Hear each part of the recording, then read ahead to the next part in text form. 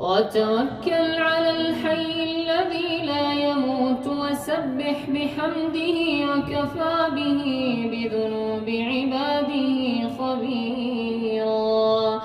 الذي خلق السماوات والأرض وما بينهما في 6 أيام ثم استوى على العرش الرحمن فاسأل به خبيرا.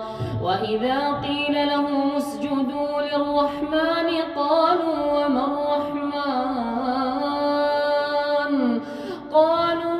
الرحمن ونسجد لما تأمرنا وزادهم نفورا. تبارك الذي جعل في السماء بروجا